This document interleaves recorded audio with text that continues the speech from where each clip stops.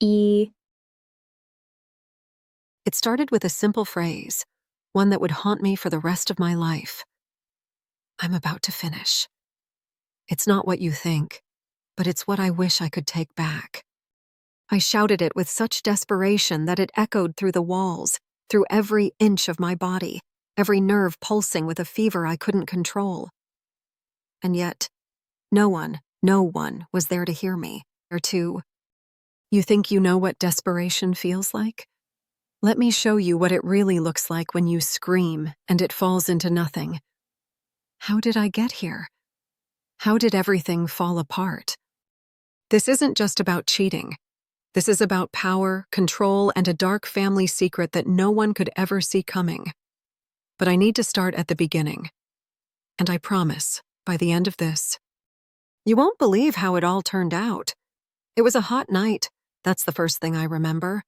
Not the weather, no. The air between us. Thick. Suffocating. My husband was out. The usual late-night meetings. And I was home alone. Too alone. Or maybe I was never really alone at all. Maybe the shadows were always there, lurking, watching. But on that night, everything changed. I knew something was off. The way he looked at me had changed. His presence more intrusive, more insistent. It was like the house suddenly felt too small, and he made sure I could feel it. And when I caught him staring at me, his eyes burning into my skin like they had a secret only they knew, my heart skipped. But I couldn't admit it. No, not even to myself. Not yet. So, I pretended to be normal. But the moment I was alone with him, my entire body was screaming.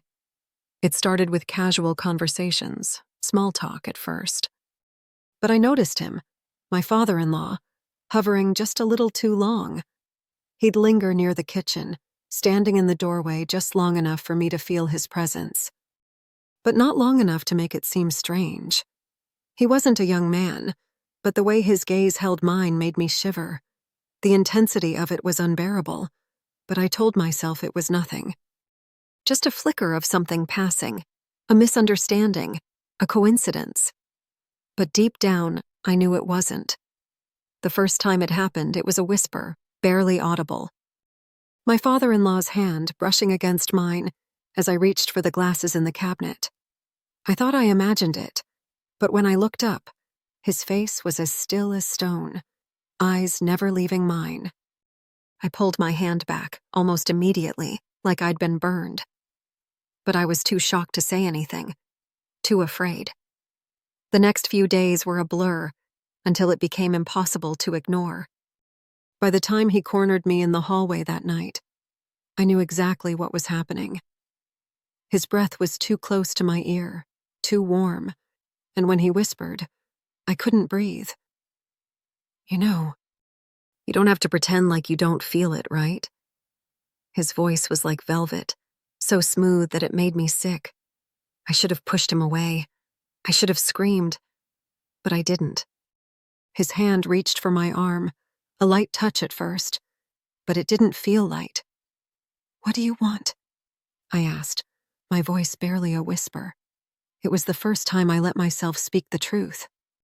But even then, I didn't know what he wanted. Not really.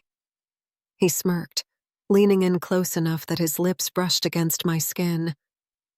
The only thing separating us was the heat of the moment. The thick silence, the tension. I want you. You can't keep pretending like this isn't happening. And that's when it hit me. He wasn't just talking to me.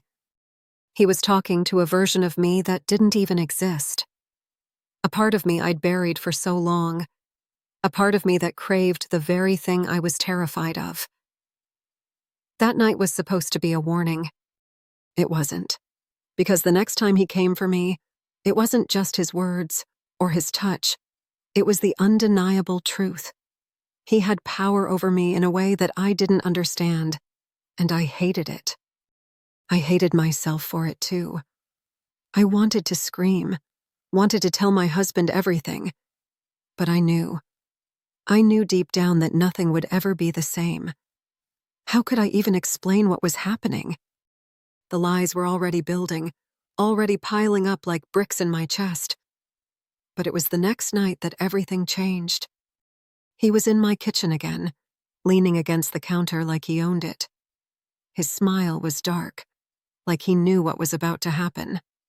My heart was pounding in my chest, and I could hear my breath shaking in the quiet of the room. "You're not going to stop, are you?" I asked him, my voice breaking. I could feel the tears threatening to fall, but I wouldn't let them. Not now. Not when everything was on the line. "No," he replied, his gaze fixed on mine. "I'm not. And neither are you." I didn't have time to think. Before I knew it, I was shouting. Not just out of fear, out of rage, out of the desire to break free from the suffocating hold he had over me. "I'm about to finish." I shouted at my father-in-law, but it was in vain.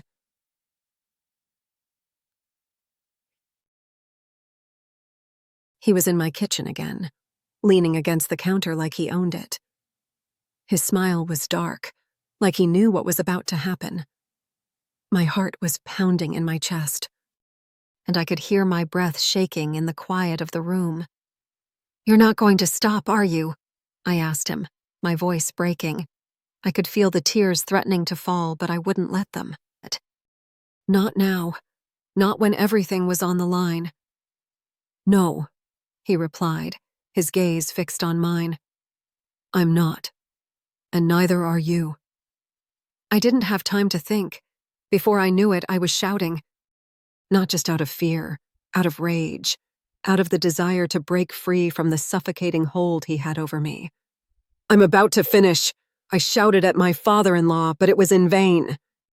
The words left my mouth, but they didn't change anything. They didn't make him go away.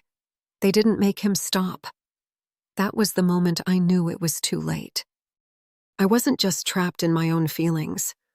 I was trapped in a nightmare. My father-in-law stood there, unmoved, as if nothing had happened at all. He didn't flinch, didn't back down. Just watched me, coldly, as if this was all part of some sick game. I looked into his eyes, searching for something, anything, that would make me understand why this was happening. But all I saw was the abyss, the empty, cold void that had swallowed me whole. I had no more words, no more fights left in me, just the bitter taste of failure on my tongue. When my husband came home that night, I didn't say anything. How could I? He wouldn't believe me. I knew that now. The lies, the manipulation, it had all gone too far for me to even find the words to explain. I wasn't sure if I wanted to escape or if I just wanted to disappear. But I stayed, and I kept pretending. And as for my father-in-law, he stayed too. But now I know. Now, I understand the depths of the power he had over me. And somehow, that knowledge made everything feel even more suffocating. You can never truly escape the truth, can you? I couldn't finish then. And I can't finish now. There's no such thing as closure in a family like mine. I just have to keep going, pretending everything's normal, even when it's not. And as for you, watching this now, the question is, are you willing to face the truth? Or will you keep pretending too? Because I know you feel it. The tension, the chaos, the power. You can't stop thinking about it. And neither can I. We're all trapped. But not all of us will make it out. The real question is, who are you and who will you become when it's all over?